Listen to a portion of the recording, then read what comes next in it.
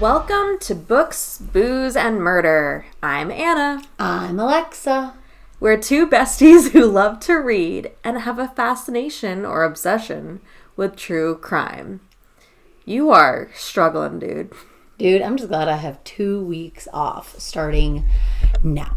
You can be quiet. Then again, you're a teacher, and I am not a teacher. And you are done. I don't have to hear 5-year-olds. Mrs. Bowler, Mrs. Bowler, Mrs. Bowler, Mrs. Bowler. Touch, touch, touch, touch, touch, touch. Mrs. Bowler, Mrs. Bowler, Mrs. Bowler. Stop!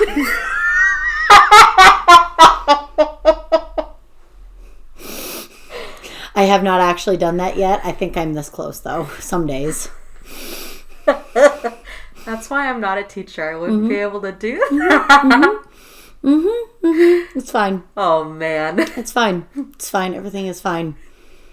Yeah, I haven't seen you, I think, since we last recorded, because life has been so busy. We saw each other for the photo shoot with my blonde, majestic dog. Yeah. We'll have to post one of those to the Instagram page. I will post one of them. Yes. I'll have to pick one of the good ones. Yeah.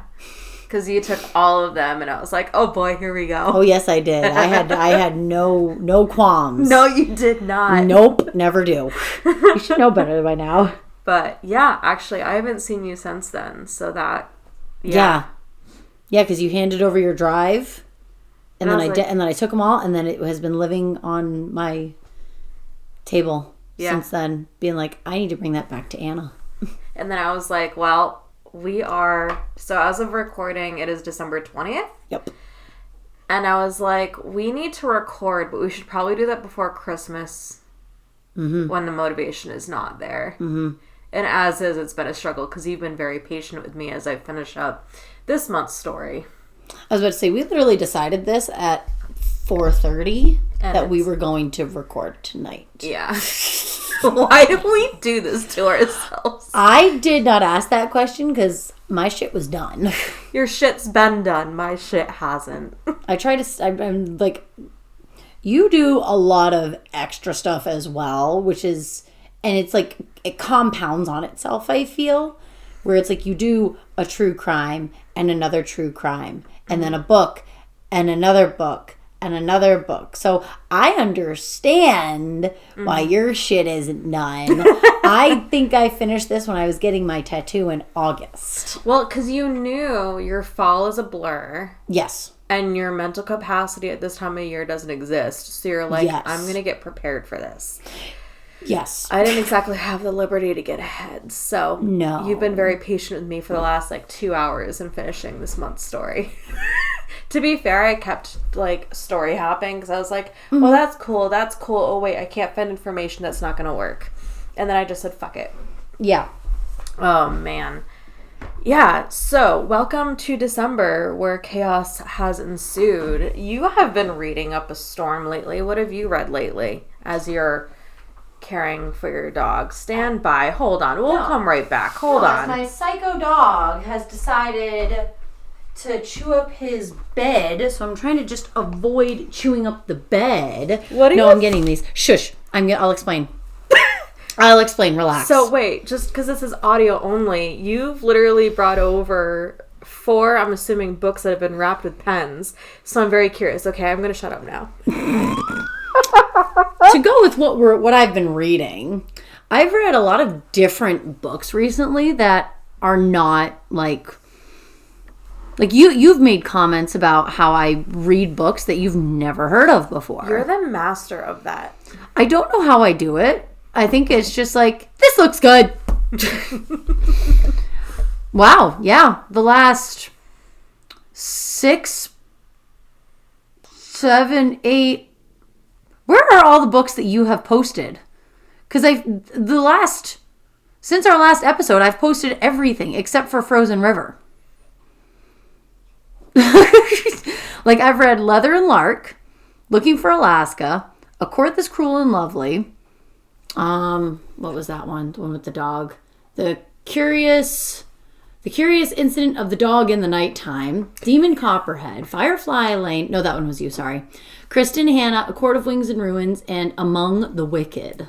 I was literally reading Frozen River and doing a summary for my fitness platform because that was our December book club pick. Mm-hmm. And then it took me like 2 weeks to get through Firefly Lane, which I finished that like on the 8th. Again, it's the 20th now.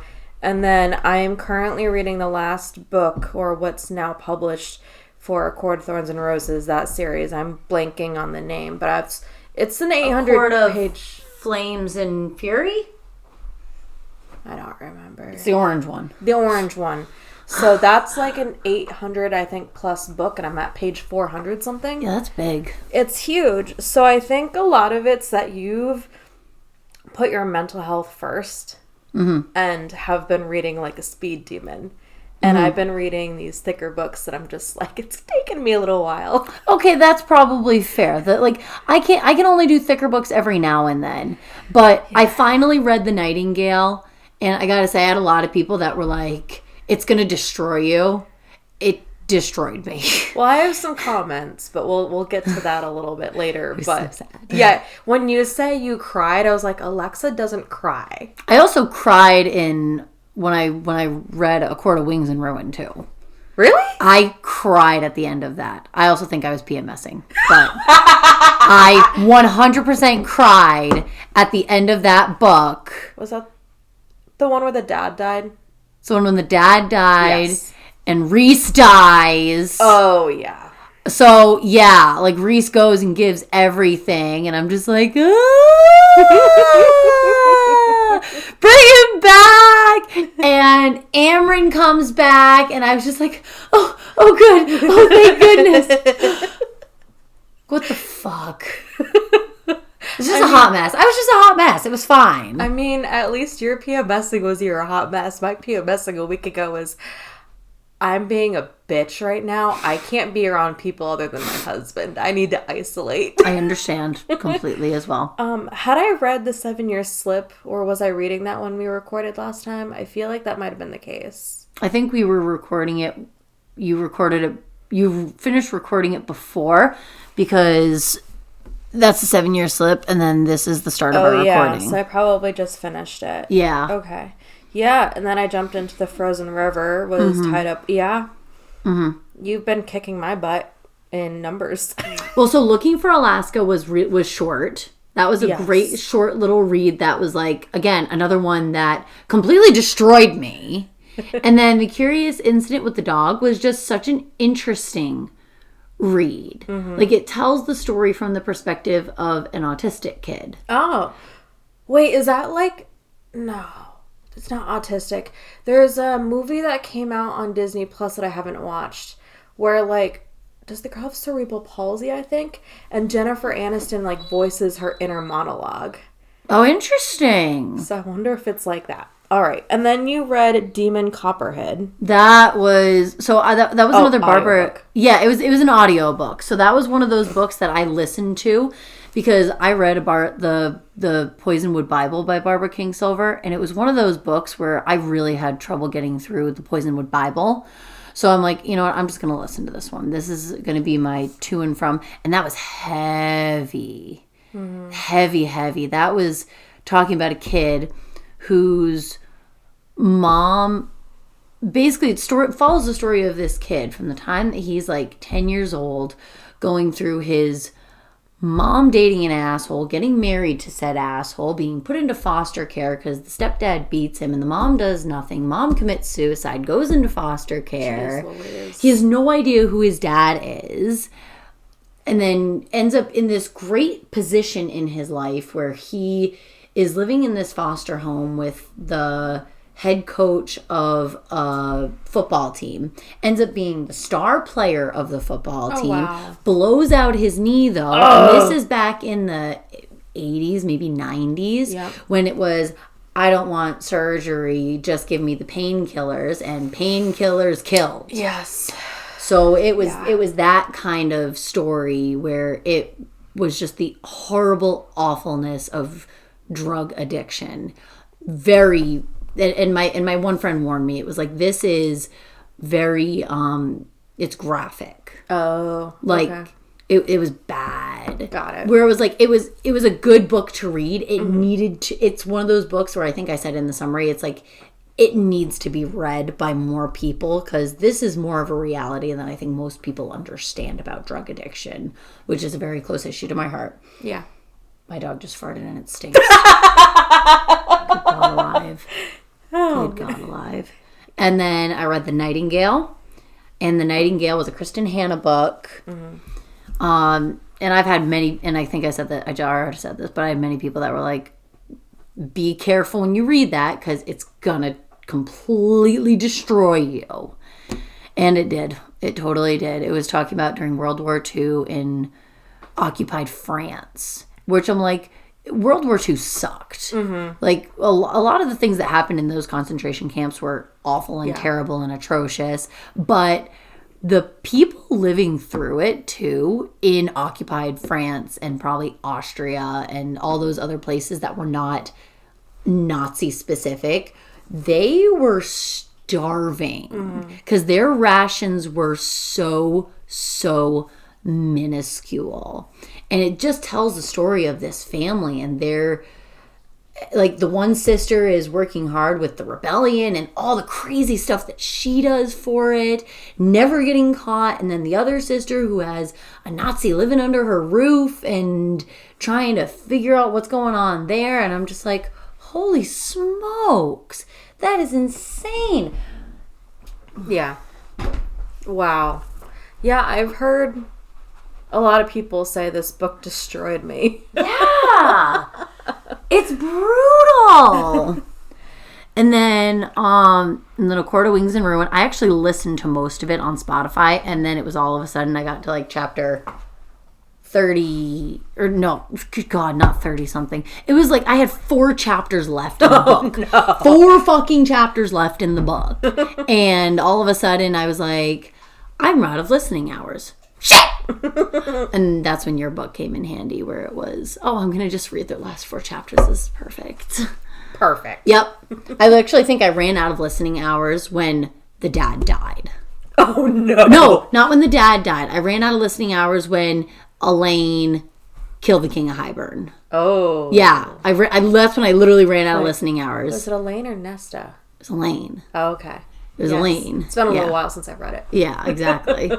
And then Among the Wicked, that was actually a pretty fast read for me too. But it's one of those books where it's pretty tiny, and the words are tiny, but it's like 300 pages. But it talks about a former Amish woman who has left the plain life and is now the police chief, goes undercover as an Amish woman. Oh. Because it's hard to infiltrate that, but like there's something weird going on in the Amish community in upstate New York. Like, hi, this is our hometown right now. Yeah. It's weird.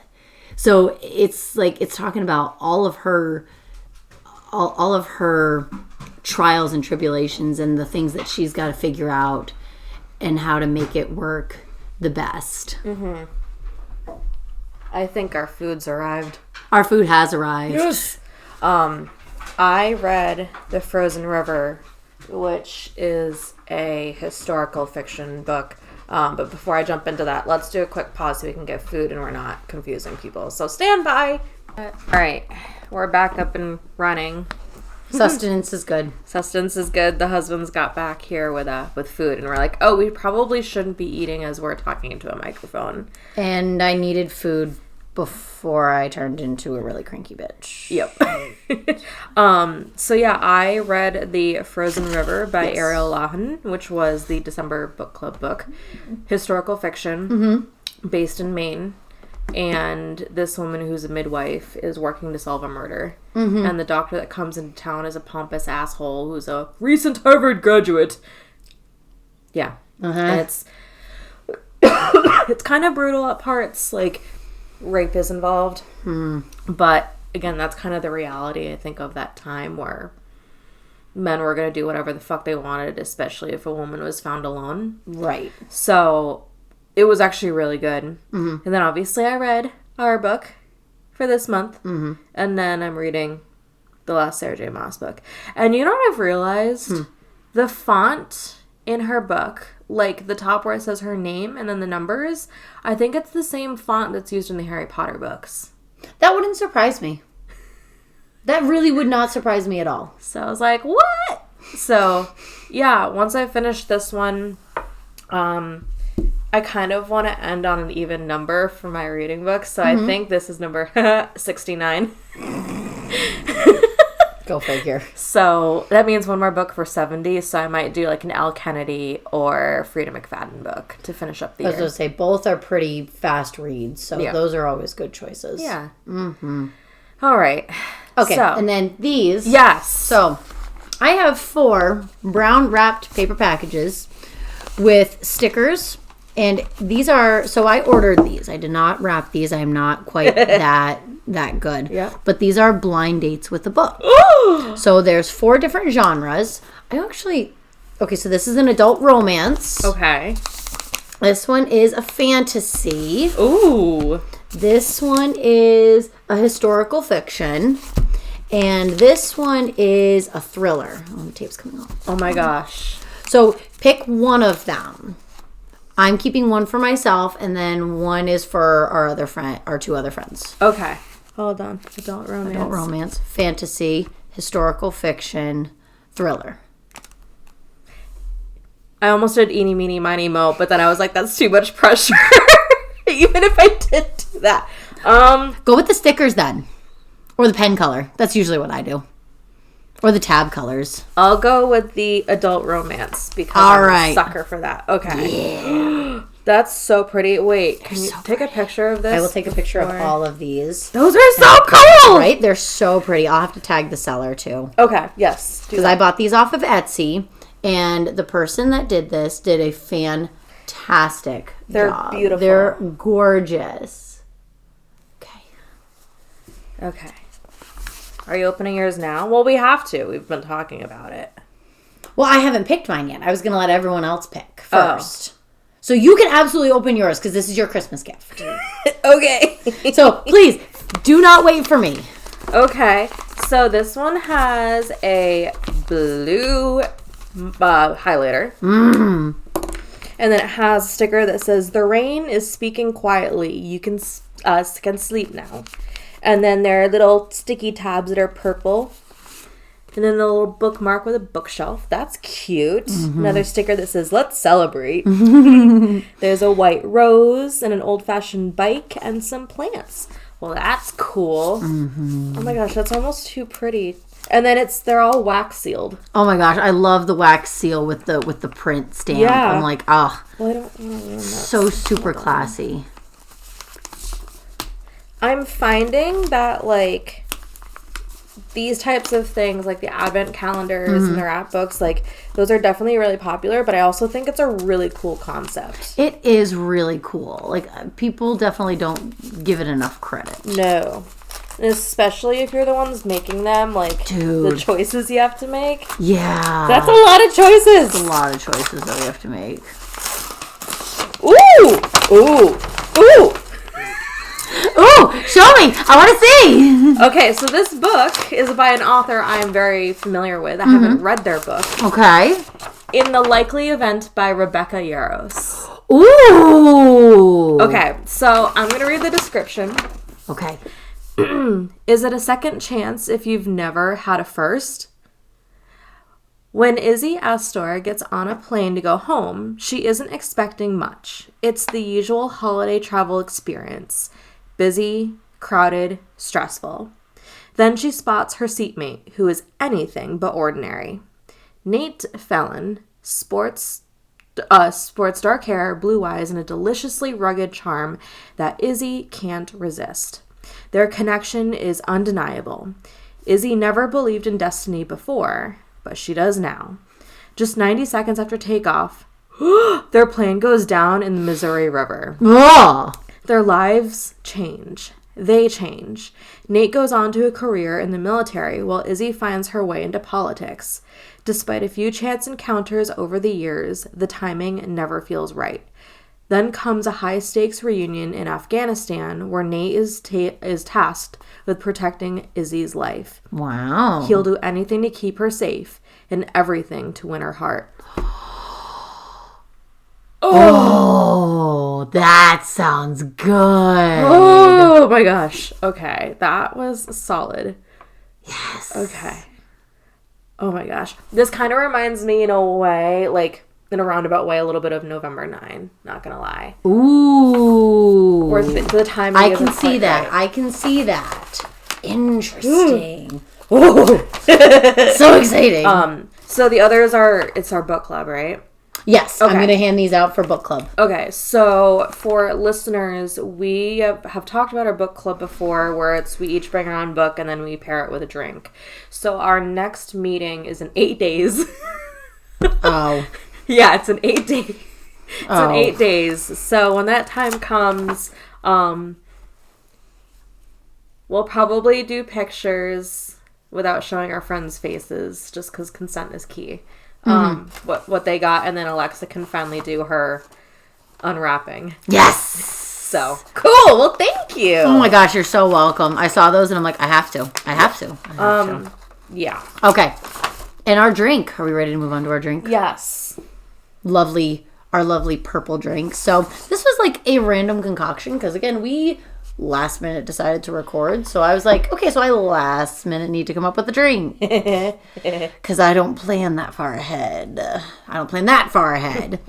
But so all I did, I had plenty of champagne. So I decided I was going to do a little bit of lavender syrup, a little bit of cranberry ginger ale, and champagne, and I added some edible purple glitter, which gave it this very nice purpley color. Pretty. It's very pretty. Now, like before I added the glitter, it was not purple. So I'm like, thank goodness, because I wanted it to be purple. Yeah.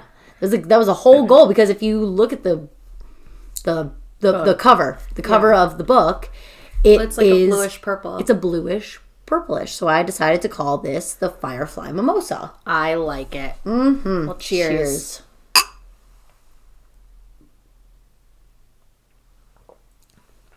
Ooh. Oh yeah. There we go. Oh yeah. That tastes like I might have my wimpy hangover tomorrow. Yeah, right? I've been finding, I don't know about you lately, I've been finding that I'll do like a couple drinks and the next day I just have a hangover and I'm like, why? Or 30. Or 30. Seriously, that's what it is. Sucks. Yeah. Sucks to being 30 and having knee problems and back problems and eye problems. Yeah, so Alexa's having surgery this month. We have no idea what's going on with her knee. But you're in pain, so. I'm in pain and my knee is swollen. And that's why you were like, oh, let's do it right after my surgery. And I was like, but that means you can't really drink if you're on pain meds. I'm going to be on pain meds and I'm not going anywhere though. No. Whatever, it's fine. But your body. It is better for me to do it before the pain meds. I don't disagree. Yep. I just don't like it. Yeah. I don't want it. But whatever. Yeah. All right. Jumping into it. Firefly Lane. Firefly Lane. Kristin Hannah. By Kristin Hannah. This was spanned over 4 decades, I think. I think it was 4 decades. But so this is the iconic best friendship that I think everyone strives for at least once in their life. This story starts with Tallulah Hart. She is 12 years old and her quote-unquote mom is a hippie who calls herself Cloud.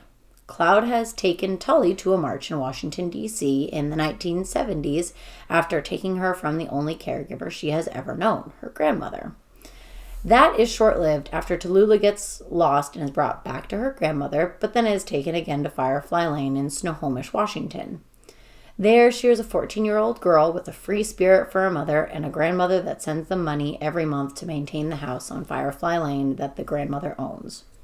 So, to be clear, Tallulah went back with the grandmother, and then Cloud and Tallulah moved into the house in Snohomish on Firefly Lane.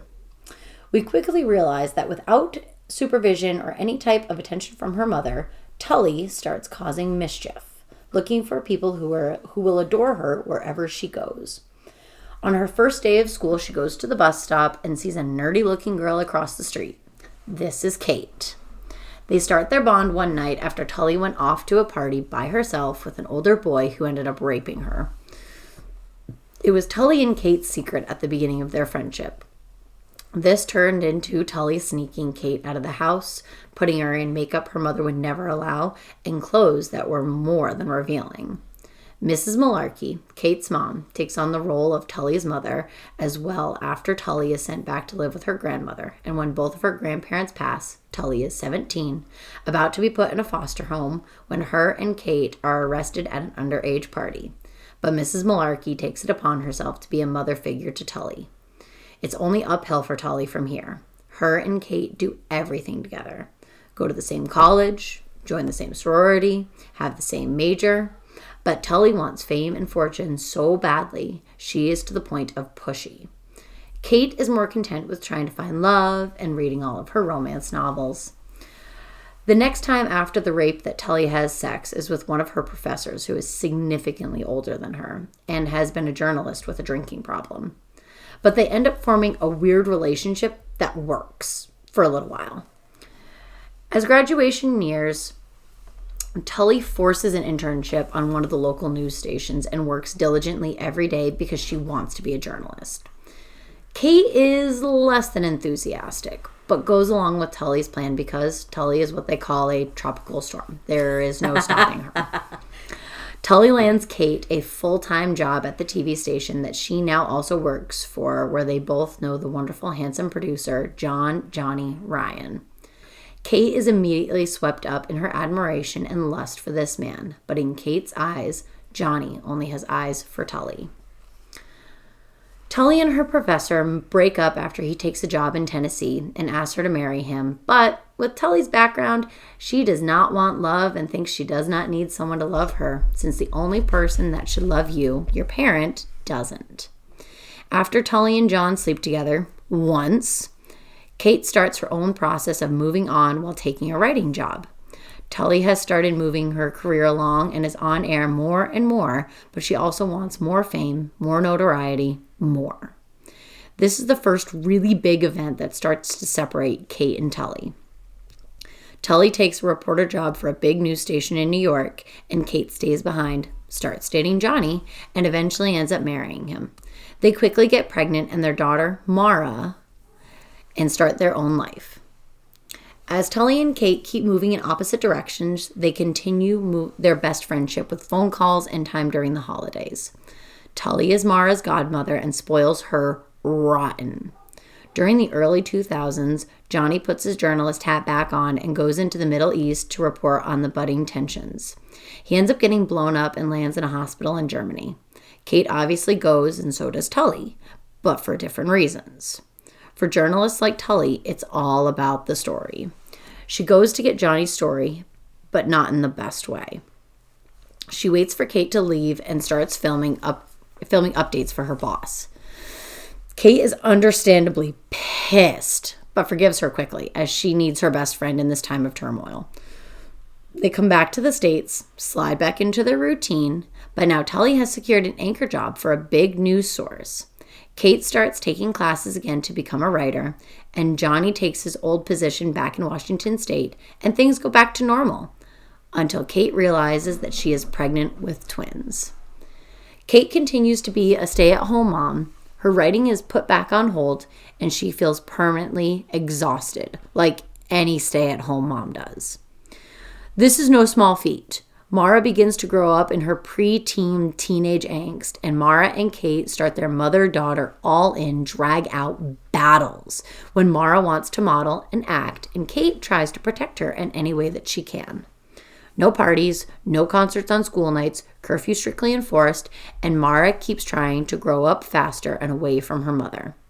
Kate is trying to get advice from her mom, and Tully, being the godmother, is still spoiling her rotten because Tully has no clue how to parent. She never had a good parent, and she doesn't have any children of her own. At this point, when distance could be the best thing for Tully and Kate, Tully feels like she has no family, but the Ryans and the Malarkeys have always been her adopted, better family. She decides she is going to find her hippie mother Cloud again and make her family whole again.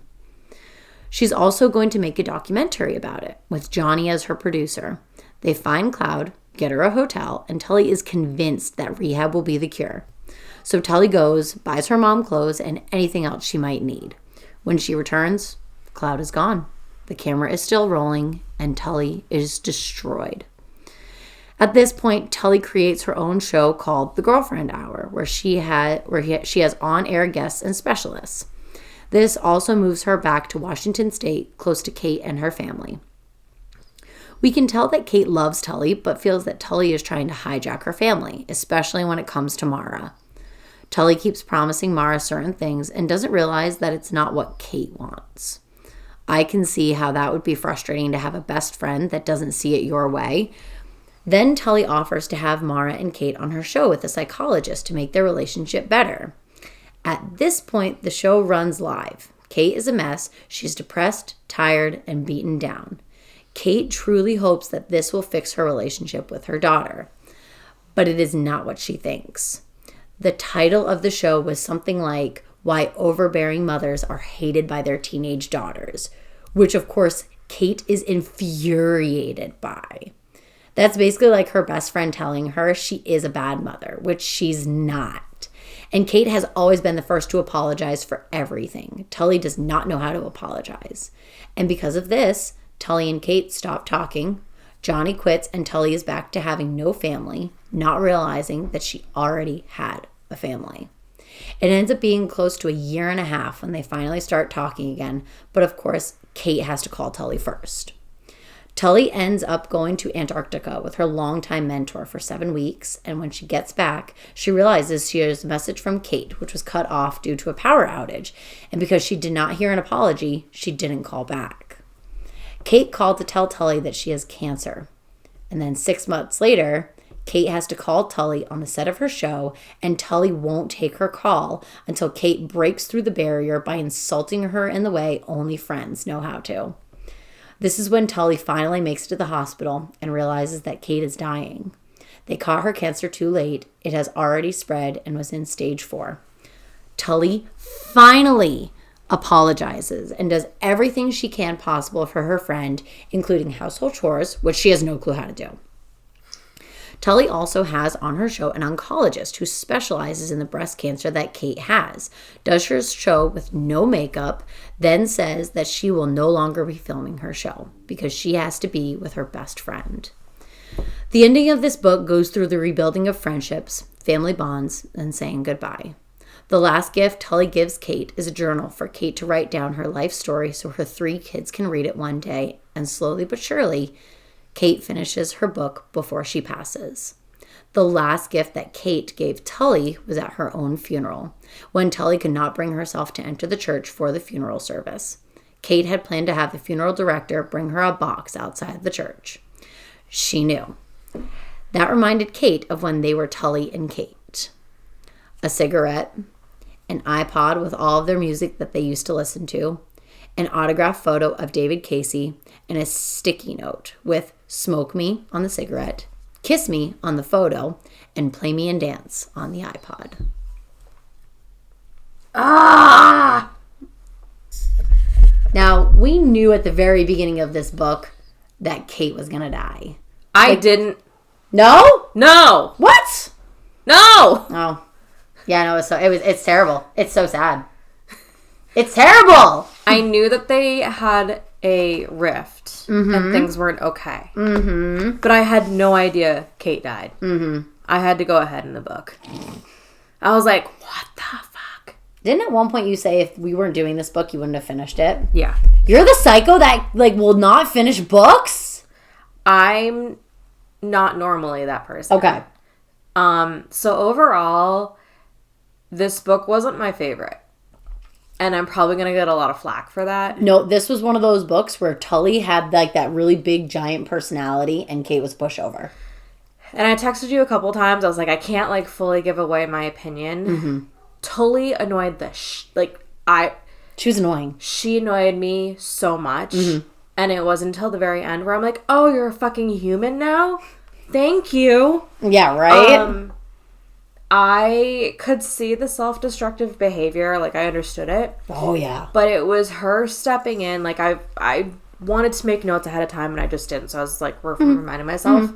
The shit that she pulled in Afghanistan. That was bullshit. I was like, that was bullshit. Fucking bitch. You don't do that to your best friend. No. And then the way she handled Mara, like promising her shit. Oh. Like, no. That's not how that works. No. Like, I remember not being very nice to my mom when I was a teenager. Mm-hmm. But I don't think I was ever as bad as Mara was. My mom and I had some pretty good all-out dragouts every now and then. We definitely had our moments where it was just boom, boom, heads butting constantly. Mm-hmm. That's a mother-daughter relationship, though. Yeah. So it's like... But I guess, like, I just don't, like, based on my personal experience, the way that Mara would talk with Kate, I was like, I would have gotten smacked for that. Mm-hmm. Like, bad. Mm-hmm. And then Kate's lack of standing up for herself really annoyed me. But then again, I'm the type of person where, like, I don't always stand up for myself in the moment, but in the aftermath, like, that's a whole other story. Mm-hmm. Mara really pissed me the fuck off until closer to the end, too. I was like, your parents are giving you boundaries and you're being a bitch about it. Like, to a certain extent, fully understand. As someone who was once a teenage girl. Oh, yeah. If you could put yourself into someone's teenage shoes and be like, oh, I'm young and I'm pretty and I want to do this and my mom is telling me no. Oh, she's so unfair. Yeah. Like, part of it I could understand. Part of it I'm like, wow. And, like, the fact that Tully was like, oh, I can fix this mother-daughter relationship on my show. I was like, that's, yet again, crossing the line. And I thought that was awful that Johnny was blocked from knowing any of the content of that episode. And it was, Tully had just given them a week of romance away from everything. Right? And then they that was, oh...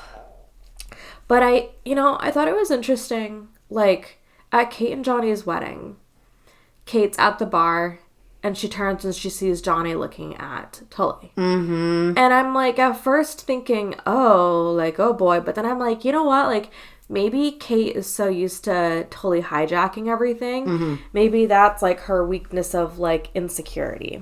Oh, yeah, I can totally see that. Because, like...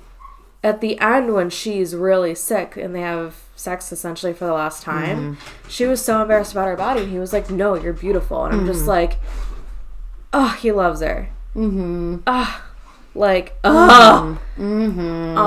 I made the mistake of finishing this the night before a pretty important meeting.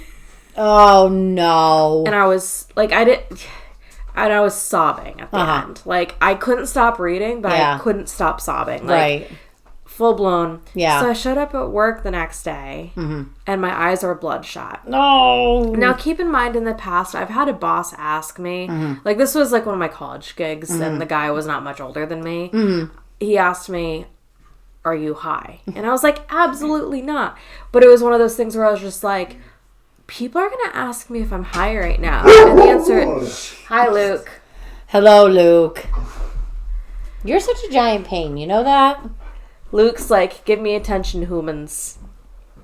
And Alexa's husband's like, get over here. Seriously, it's like, you're getting attention. Why are we doing this? Luke, come here. God bless America. Go get your dad. He's like, no. Without hitting all the chords. Go get your dad. Thanks, honey. And I was like, no. Like, if someone asked me, I'm gonna be like, no, I just read a very sad book. I don't know if I can continue reading Kristin Hannah books. They're heavy. Like, the first one, Four Winds, that was heavy. I think her books are very well written, where you can very well written. You can feel the emotion. Oh yeah. But it was really hard for me to push through. Like, the first, like, third was really difficult. And then the rest of the, like, the second 2/3 in, it was like emotion. I was like, am I ready for this? Like, I don't know. And that's why it took me a little bit longer to read. Mm-hmm. And the last part was a very quick read, but it destroyed me. Yeah. Yeah. Yeah. What did you think? I think it was all the same things where it's like, yeah, Tully annoyed me. Kate annoyed me. And I think I told you this. There's like a sequel to this book. You can read the second one without reading the first one, and it's not a big deal. It just makes more sense if you read the first one first. But reading the second one and then reading the first one, I was like, oh, all of this makes sense. Where it's like in the second book, it talks about the girlfriend hour, and it talks about Kate, and it talks about Mara, but it's not focused on that story. It's not focused on the Tully and Kate story. It's not focused on the girlfriend hour. The second book kind of focuses on what happens to Tully afterwards. Whereas like Kate dies. She's not Johnny's family. Mara runs away. They can't find her. And Tully goes down a destructive path of, I can't get my show back. No one will hire me because I've been out of commission for so long. I'm now almost 50 and I'm trying to be a TV journalist. Like, if you think about it, it's like that doesn't make sense. You don't just restart a talk show after you've been off air for 6 months and you're 50 years old. It's just very interesting the way that she writes the second book too. Yeah. The second book is definitely it's heavy, but it has a happier ending to it. It does. Just saying. You don't have to read it. Yeah. But yeah.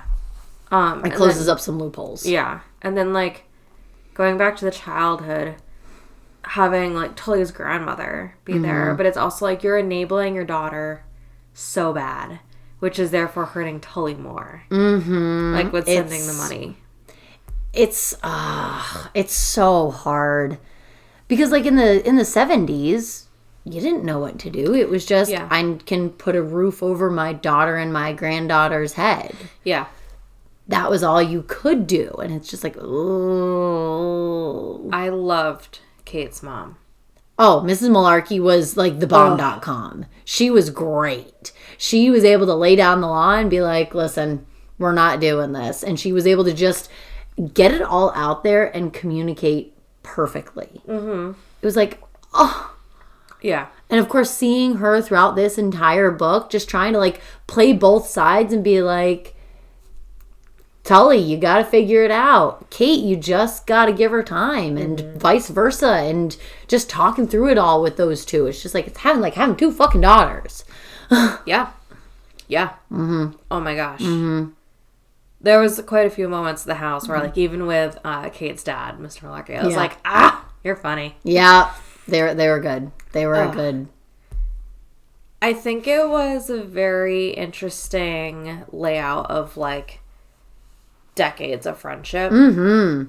And how things aren't always perfect. Mm-hmm.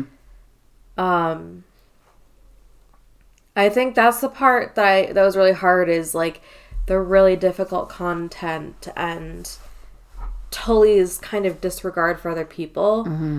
I was like, Kate, how are you still friends with her? Yeah. How? Yeah. I don't know. There was a few times where I was like, with you, like, I know I can be pushy with you at times, and I was like, am I as bad as Tully? No. What? No. No. Tully is a feat in and of herself. Truly. She is a tropical storm. That's why I giggled, because I was like, you're right. She is a tropical storm. Oh. Mm-hmm. Yeah. But like Johnny and Kate called her that at one point. It was Tropical Storm Tully. Probably. Yeah, at least once. It's like, that's Tully. But, oh yeah, and then the part where they're smoking weed at the end when Kate's... Oh my gosh, so good. High as fucking kites in Kate's backyard as she is doped up on all of her chemo drugs too. And then Mrs. Malarkey was like, I know how to do this. I did this first. Pass it over. That was the comedic relief that I think was needed in such a dark time too. Yeah. Ugh.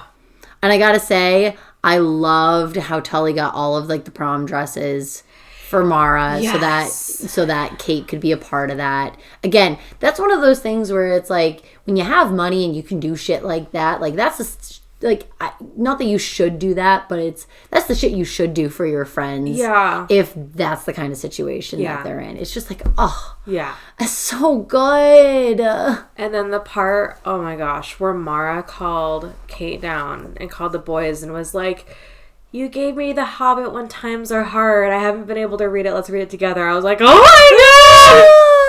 I can't! Mm-hmm. Oh, that was hard. Yeah. Oh. Yeah, Kristin Hannah books are so emotionally... And I was like... So emotionally draining. Yes. And I was like, I bought this book at the book fair. Why did I do this to myself? Because you didn't know Kristin Hannah. No, I did not. I just knew the TV show. Uh-huh. Oh my gosh. On the bright side, we could now watch it. Mm-hmm. Oh, God bless. Yeah. But, like, when Tully sleeps with her Chad for the first time, I was like, hot damn, like, what? Mm-hmm, mm-hmm. At first, I thought I was like, that's kind of gross. Mm-hmm. Holy shit. And then Kate had the same thought, but then she got to see them as a couple, and when she was like, no, like...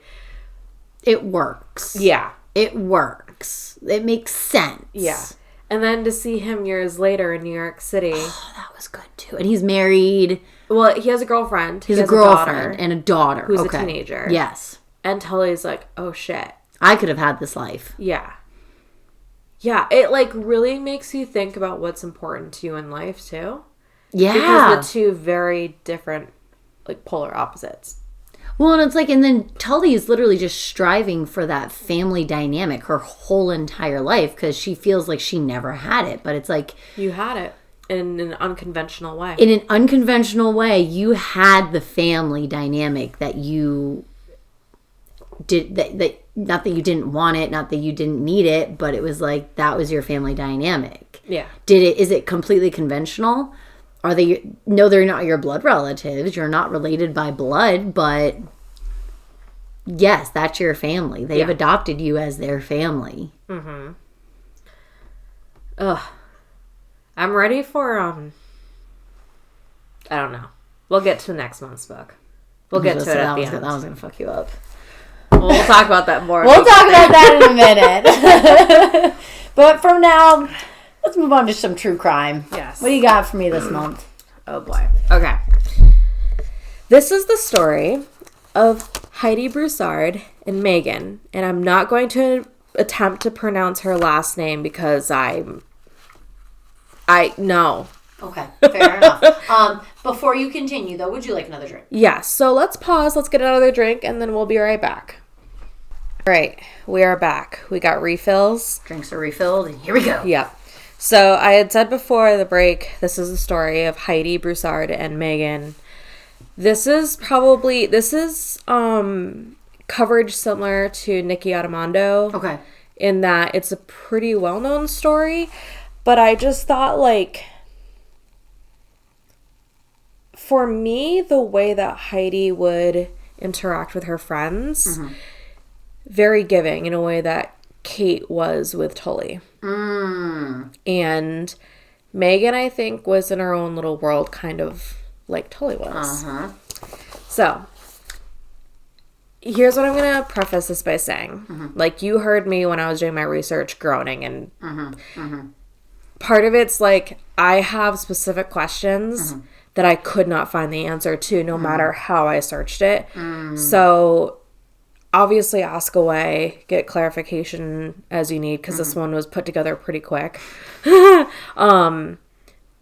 it's very frustrating that I don't know more information. So, just putting that out there. So, Heidi was born in 1986, and as far as I can tell, she was an only child that grew up in Lake Charles, Louisiana.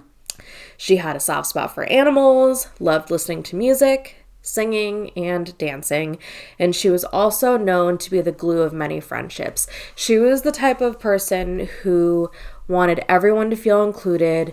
After the fact, she would reach out to people. She was way more on the ball than I think either one of us are. And I legitimately couldn't find any information about Megan and like her upbringing. So that was really freaking annoying. But at 11 years old, the two met at Texas Bible Institute's Discovery Country Camp. So it's a church camp.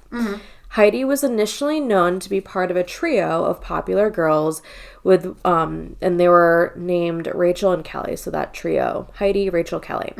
Megan had spent quite a bit of time with a girl named Carissa, but again, Heidi was known to be the glue. So she would actively work to make Carissa and Megan feel included. Because those two girls were kind of like their own duo, but they're like, we want to be with the popular girls. Rachel and Kelly didn't mind Carissa. They didn't have anything against her, but they thought that Megan was really weird. And at times at camp, she would actively try to separate Heidi from the rest of the girls. Oh, she was one of those. Yeah. So they mainly tolerated her because they loved being around Heidi. Sure. Every summer, the girls growing up would hang out at church camp, and they eventually got old enough where they grew out of it and went their separate ways. And they're like, I wish I could have been more like Heidi. Like, I really wish I would have been able to have her skills because she made me feel valued. In 2004, Heidi graduated from LaGrange High School and started working at a casino in her hometown. And this was where she met Shane. The two started dating, and, well, they got pregnant very quickly. And they were surprised, but excited, as it was a boy. Okay. And this was still a bit frowned upon because Heidi's religion is the whole belief of no sex before marriage. But they were going to make it work. And if I did my math right, which we both know that's not my strength, in 2013, Silas was born. So I think they were on again, off again. Like, no, not I think. They were on again, off again for years. Okay. I don't really know. I think, and this is part of like the gap where being able to get specific information, I'm like, what the hell is going on? Now, on the outside, Shane seemed to be a really good guy. But as we know, behind closed doors, they can be real dicks. And that's a lot of the reason why, off and on, like, they weren't married. And I think that really bothered Heidi. Okay. But she was like, I still really like him. Right. And then in 2014, the family of three moved to Austin, Texas. Unfortunately, Heidi and Shane's relationship was rocky. So yet again, off and on, off and on. And Heidi was struggling because she didn't know what she wanted. She's like, I've been with him for quite a while. Like, I don't know what I want.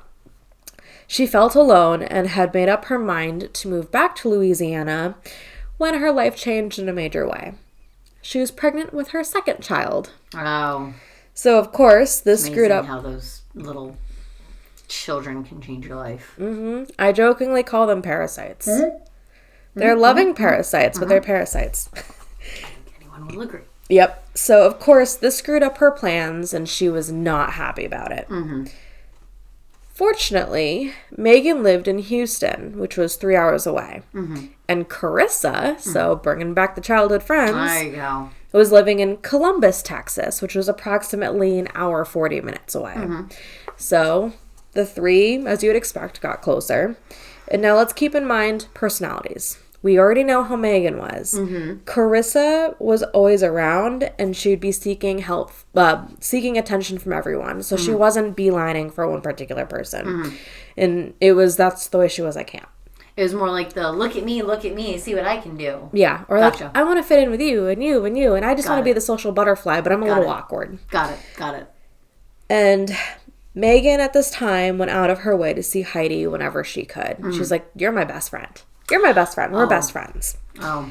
So having the support system in place finally allowed Heidi to feel excited about her pregnancy, which was a good thing because she found out she was having a girl. And it seemed to be the cherry on top was when Megan announced she was also pregnant, and she was in a similar situation as Heidi in that she was in an off-again, on-again relationship with a guy named Chris. Okay. The two were excited when they learned their due dates were similar and talked about maybe giving birth at the same time. We're pregnant together. Yay! That does not sound appealing to me at all. No. Like, No. not even a little bit does that sound appealing No. to be pregnant with your best friend. I feel like we just hate each other all the time. No, we'd be grouchy. Just be grouchy. Anywho. So while everyone thought that this was weird, Heidi didn't want to make Megan's happiness go away and didn't think anything of it. So again, she's the epitome of a sweetheart. Again, made me think of Kate. Mm-hmm. During Heidi's pregnancy, the two got even closer, and Shane started stepping up to the plate. Now, keep in mind, Heidi did set boundaries. So, like, no fighting. Like, we're going to talk things out. We're going to make it work. We have to. We're having 2 kids now. Right. And they seemed to have it all coming together. Mm-hmm. Megan and Chris's relationship wasn't going well, and she became unsure about how she'd be able to handle the pregnancy alone. And so the two aren't spending time together. They're living apart. Like, they were living in the same house, different rooms. And Chris was pretty much consistently away for work. Okay. Megan was going to be there for her bestie, though. And she attended Heidi's prenatal appointments, driving the 3 hours with no complaints. Wow. I'm like, holy shit, girl. Holy shit. Okay.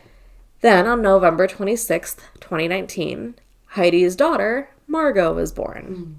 Upon hearing that Heidi was in labor, Megan got into her car to help Heidi got to the hospital, helped her through her contractions, and then was there for the birth. So with that said, it's so unsurprising that she was one of the first to hold Margot. But I'm also like, look, I adore you. You don't need to see all that. No. No. No, that's not something you and I need to share. No. No. I mean, right after, sure, hold my child. I don't care. But I'll you come don't hold your child any day. You don't need to see that shit. No, that's not. But Megan was all into it. Okay, that's little, like, girl crushish. Oh, yeah. Now, things were really, really weird at this point. When Shane's dad was having his first moments with Margot, Megan stepped in to say she was leaving and wanted to say goodbye to the baby. She was also a bit of a divider between Margot and Heidi's parents, and at the time when the family is coming together, Megan's putting herself right in the middle of all of it. And it's like, what the hell? But again, Heidi's in, I'm a mom again, I'm in bliss. She's not really noticing any of this. And it's important to note that throughout the pregnancy, Shane had become a little bit closer with Megan and was more empathetic. And she was actually given a key to their apartment so she could stay there for a couple days. He didn't want her to drive all the way back home after helping Heidi through all of that. On December 6th, Megan announced that she'd given birth to a daughter named Luna. Of course, Heidi was still in her bliss, and there wasn't a lot of, like, pictures weren't shown, none of that. It was, I had my daughter. Then, December 12th came around, and everything went wild. Shane left for work at 6:30 that morning and spoke with Heidi around 8:30 after she dropped their son Silas off at school. When he got off of work, her car was still there, but she was not in the apartment. He couldn't find her cell and keys, but everything else, including what Margot would need, was there. Then he got the call that freaked him out even more. Silas had never been picked up from school. Yeah. Oh, no. Heidi would have never done that. So he picked Silas up immediately and started making phone calls to Heidi's friends and family, which, of course, they cared about her, and they made a bunch of calls themselves. After 11 hours of missing, so my assumption is like 8:30 a.m. is when that time was starting to tick. Right, because that's the last time that they heard from her, so... Yep. Shane called the Austin Police Department to report Heidi missing. And since an infant was involved, they quickly got on the case and were able to obtain surveillance footage showing Heidi with Margot dropping Silas off. So, okay, we have her there, she's there. Then a 48-hour emergency ping went out, which would get a ping on the cell's location, but there was no response to it. So either Heidi's phone died or it was turned off.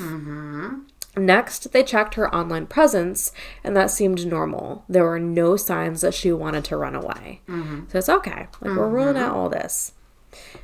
Well, while this was going on, Shane went on the news to plead for them to come back. However, his behavior came across as really strange, and people started to suspect that he had something to do with it. Like, it was really weird. Like, it's kind of hard to describe, but there is footage out there, and you're like, are you genuine? And this was also around the time that Chris Watts, do you know who that is? Name is familiar. So, Colorado, killed his 2 daughters and pregnant wife. Oh, yes. Yes. Oh. So this is right after Chris Watts. Oh, that's crazy. Yeah. That's so crazy. Yeah. Wow. So, like, this type of thing was pretty heightened. Yeah. Needless to say. Yeah. So people started to suspect he had something to do with it. And another thing people were thinking was that postpartum could be involved. But again, her friends were like, Heidi would never leave Silas behind. Like, that's not a thing. By December 17th, the FBI had been brought in. There was a heightened level of risk since an infant was involved, so duh. And they were thinking that Heidi was taken because of the baby, and a nurse at the hospital described how Megan was present during the delivery and seemed possessive. And Heidi's mom also confirmed this. December 19th, Heidi has been missing for a week. While eyes are on Shane, there was no evidence to prove he had something to do with the disappearance. Hoping to find Heidi alive was a dying hope, but finding the baby was a whole other story. And while the FBI was hard at work, Carissa decided to go on to a podcast. Oh. I was like, oh, I feel called out. I mean. Yeah. To bring awareness to this case. For the church friends Heidi was close to, they thought that if she wanted her 15 minutes of fame, she sure got it. And while, like, it just was not a classy way to go about it. The interview had been going on for over an hour before the podcast host started freaking out about breaking news. A raid was going on at a home in Houston. The house was owned by Christopher Green. Oh. The podcast host started searching him online and found, wouldn't you know it, a baby registry. Oh. Megan Humphrey and Chris Green were having a baby. And yes, that is a different last name for Megan. Right. Back to the investigation, law enforcement had done a door-to-door canvass at Heidi's apartment complex, and a neighbor told them they had seen a woman with Heidi on the day of her disappearance. There had been a sedan in the parking lot, and when Heidi and Margot approached it, a female got out, and then Heidi got into the back seat. This sedan matched the description of Megan's car. That's when investigators started looking into Megan's social media presence. And they discovered that she had deactivated her Facebook account the day before their search, and according to an affidavit, a review of her Google search history revealed some interesting information. The evening Heidi went missing, Megan searched for, quote, reasons for Amber Alert. And Amber Alert issued Austin. 2 days later, according to an affidavit, she searched bodies found in Austin, Texas. Oh. Documents also show over the previous month she had searched some form of Heidi Broussard online. Oh, God. At least 162 times. Oh, my God. Yeah. And as you can guess, surveillance was put into place around her home. Ooh. And they had helicopters, so her car was seen at the back of the house. And when Chris left and drove away, officers followed him to a local Target. And when he left, headed back to his car, his cart was filled with baby supplies. No. Texas Rangers approached him, and he confirmed that there was an infant at his home as his girlfriend had just had a baby. Okay. The baby had been born when he was away working. They showed him a picture of Margot, and he confirmed that that was the baby at his house. Oh my God! Wow. He genuinely believed that Megan was pregnant, but they hadn't been romantically involved in months, so he didn't know much about the pregnancy. He stated that her baby bump had been hard, but because they weren't romantically involved, he hadn't actually seen her naked in months. Wow. So he was like, wait, what? So Huh? she had a fake baby bump is what it sounds like. Wow. This led to the FBI thinking this was a life-at-risk case. They got to the house and found both Megan and Margot was immediately removed from the house alive. Hallelujah. Yeah. When interviewing Megan, she said she'd been at the beach with her cousin on the 12th when she'd gone into labor and had the baby at a birthing center. She was back home on the 13th. She didn't remember the birthing center's name, only that doctors and nurses were there. Margot was placed in foster care so that her DNA could be tested, as the state would not return a baby to just random people. Right. But fortunately, the results came back to prove that Shane was Margot's dad. Okie dokie. And so she was given back to him. Right. Now, where in the world is Heidi? Mm-hmm. During the raid of the home, a Texas Ranger walked by Megan's car and smelled the odor of a dead body. No. The search was stopped and a warrant was issued to search the vehicle. Heidi was found in the trunk in a bag, and she'd been strangled. That's awful. That's terrible.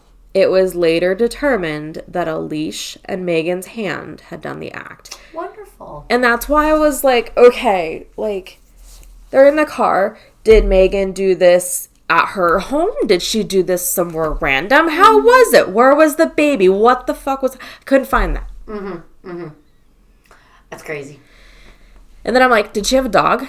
Or did she just go out and buy a leash? Couldn't find that answer. Right. That was very annoying about this case. But yeah, that's minutes of pulling a leash tight and using your... Like, that's minutes. That's a long time. Yeah. Like, minutes might not seem long, but minutes is a long time. Exactly. When you're trying to choke someone. Not that I have personal experience. Yeah, well, you've heard enough of these by now where you're like, this doesn't happen instantly. No. Megan was needless to say, arrested at her home and charged with kidnapping and tampering of a corpse. And at the time of her indictment, she was held on a $1 million bond for the capital murder charge. Why would someone who claimed to be best friends with someone kill them? That's the big question. Obsession? Yes. Yeah. The theory was a maternal desire or burning desire to have a child. Megan couldn't have a baby, and when she saw Heidi go through pregnancy, she was determined to steal the child. And, like... Yucky.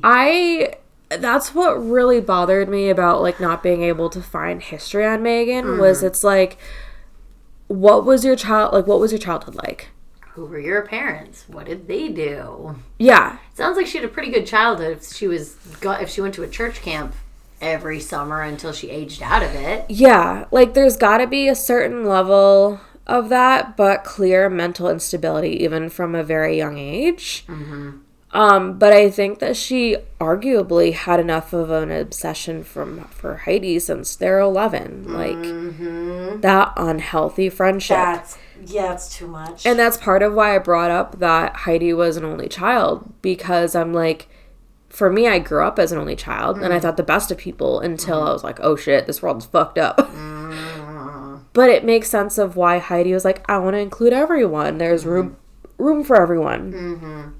So it was one of those things where I couldn't find if there was an exact answer for when Heidi decided exactly, like, not Heidi. Megan was like, I'm going to get Heidi's baby. Like, it's happening. I don't know that answer. There probably wasn't a direct answer, but there probably wasn't a clear thought behind it. Like, there's got to be some underlying craziness going on, like some medical disorder of some sort, I'm guessing. Oh, 100%. That's just too much. To go around... You're going to go around and fake a pregnancy for 9 months and then steal your quote-unquote best friend's baby and kill her? Yeah. Oh! Yeah. It's... she went around saying, this is my best friend, this is my best friend. But, like, I should have brought this up earlier. Like, my sources were, there's a show on Discovery Plus called Mean Girl Murders. And then a bunch of, like, local newspaper articles. And Dateline had done this episode, and they'd done a follow-up episode, but the original one, they don't have it available on Peacock. And I was like, God damn it. Oh, shit. And I'm pretty sure 2020 did an episode as well, but I couldn't find that. But everyone was like, yeah, Megan kept saying, like, this is my best friend, this is my best friend. And Heidi was like, yeah, she's my friend. That's awkward. Yeah. On February 2nd, 2023, Megan pled guilty to murder and was sentenced to 55 years in prison. Hallelujah. Per her plea agreement, she waived her right to an appeal, aka her case won't remain open for post-conviction litigation after sentencing. So I'm like, good. She can get the mental health help she needs and can think about what she did. You killed your quote-unquote best friend. And stole her child. Yes. So after Heidi's death in Lake Charles, the community gathered to mourn the loss. One of her friends, I had to end this on a somewhat positive note after Firefly Lane destroyed me. One of her friends recalled this funny moment. My funniest moment with her was when she smacked me in the head with a flagpole. This was said by a friend who was in color guard with Heidi at the high school. She thought it was hilarious and it really hurt, and she just kept laughing, and you couldn't do anything but laugh back. Like, you're an idiot. What the fuck are you doing? Makes a lot of sense. Yep. It's like, how do you hit someone with a flagpole? Oh, that makes sense now. Yeah.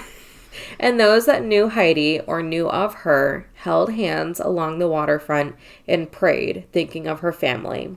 Church camp friend Rachel led the vigil with two of Heidi's favorite songs. That was nice. Wait. Oh, God. Hallelujah. Yes, of course. And Party in the USA by Miley Cyrus. Bless your soul. So that was a short but sweet one. That is the murder of Heidi Broussard and my wacky best friends. That was a crazy best friendship type of bullshit there. Yeah. Oh. And that's why I wanted to say, like, way in the beginning, like, usually I like to go in depth about a lot more. Mm-hmm. Every single source that I found, other than Mean Girl Murders, was talked about the actual murder itself, not more of the background, not childhood. And I was like, what the hell? Which was really weird. But I was like, these personalities, man. Yeah, for sure. That's... Oh. Yeah. Oh. So, okay. So Margot and Silas are growing up with their dad and I'm glad their dad stepped up and can figure it out. I hope he keeps figuring it out for them. Yeah, absolutely. All right. So our next book, I've been told, is going to fuck me up by multiple people. What you got for me? It's messed up. Like, when I originally picked this book, I was not expecting this, but it's gonna mess you up hard. This is Credence by Penelope Douglas. Have you read the synopsis of this? No. Okay. This is what Google Books has to offer. Tiernan DeHaas doesn't care about anything anymore. The only child of a film producer and his starlet wife, she's grown up with wealth and privilege, but not love or guidance. And when her parents suddenly pass away, she knows she should be devastated. But she's always been alone, hasn't she? Jake Vanderberg, her father's stepbrother and her only living relative, assumes guardianship of Tiernan. Sent to live in the mountains of Colorado with Jake and his two sons, Noah and Caleb, Tiernan quickly learns that these men now have a say in what she chooses to care and not care about anymore. As the men take Tiernan under their wing, she slowly finds her place among them. Because lines blur and rules become easy to break, no one else is watching. One of them has her, the other one wants her, but he's going to keep her.